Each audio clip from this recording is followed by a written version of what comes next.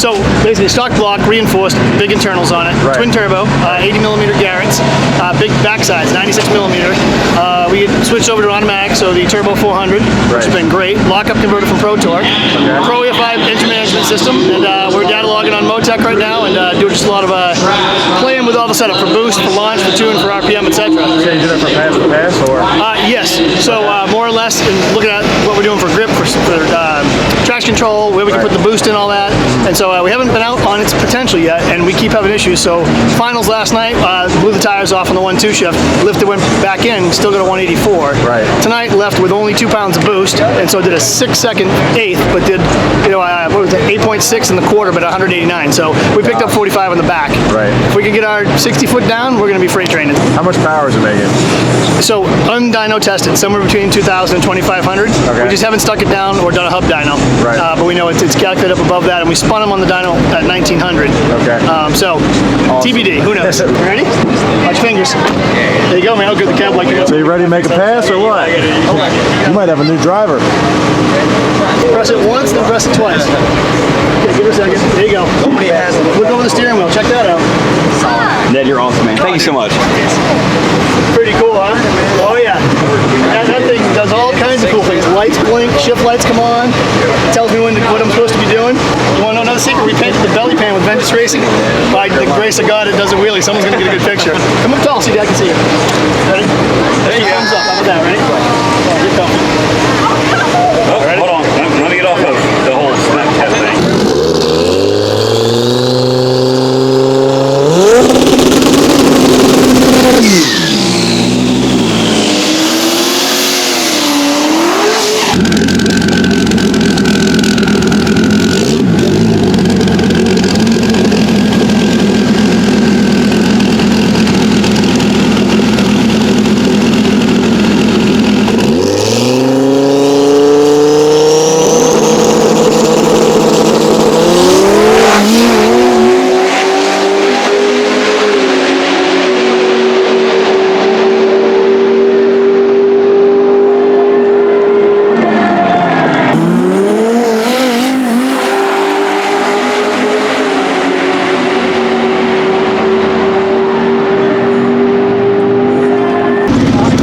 Something somebody might not know by looking at the car.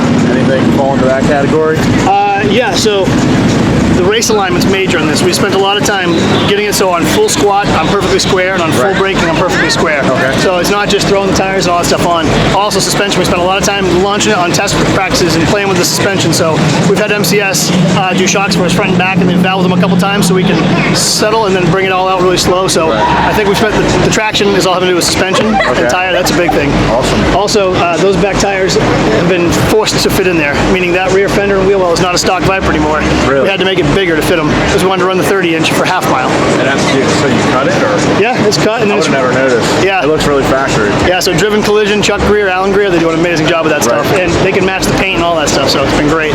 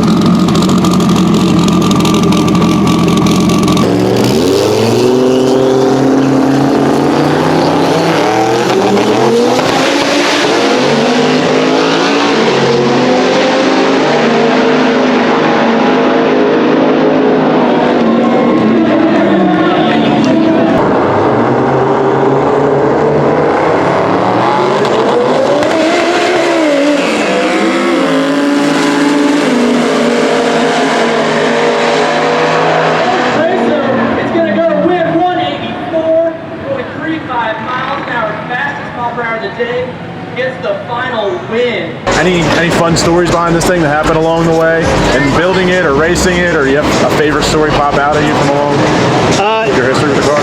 Well, I guess the running joke with us is every time we go out, we say, hey, we're just going to keep it on low boost. We're just going to go make some good passes, and then it keeps doing better. And so we turn it up, and we know at one of these turn ups might be the end of it. But so it's kind of one of those things. How far are we going on this trip? That stuff. Yeah, so we've not got limits yet. But no, there's no one standout story. It's just been a great ride the whole time. Awesome. And last but not least, obviously out here at Vengeance Racing. Anybody else you want to plug or anything? Yeah. So obviously Ron Mountain is the head of this whole show here. Right. He's got the whole crew put together with Misty, his wife. Massive support.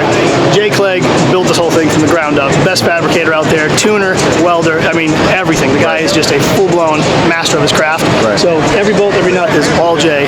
While the other guys are there and they help and all that stuff, this is Jay's masterpiece. And then you see tonight, I blew a transmission line. Got 5 guys under the car. So having the crew all around, and everyone's dying to help you out. It makes these events way more fun than just me showing up and trying to do it myself.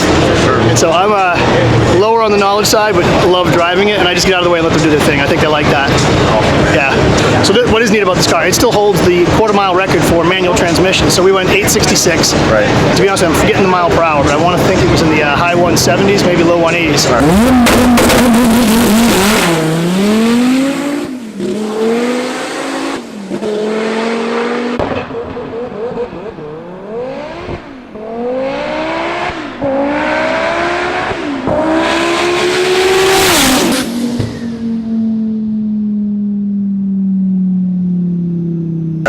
We went back on this automatic transmission and just reset it at Speed Addicts in South Georgia at a 7.531 at 188 mile per hour. Right. So this is the fastest, quickest Gen 5 Viper in the quarter, and it's the fastest, quickest. Actually, may not be the fastest anymore in the quarter, but we have the fastest ET. Right. So I believe Will Dugas is behind me at an 886. I'm an 866 on the manual. Now I was H-gate, he's sequential, but he's running 19-inch wheels. So Right. the Viper's just an amazing platform. So we're all complete with each other. So it holds the auto record for this generation of Viper? Yes. And the manual record? And the manual record. For ET? Yes, for ET, correct. That's awesome. Yep.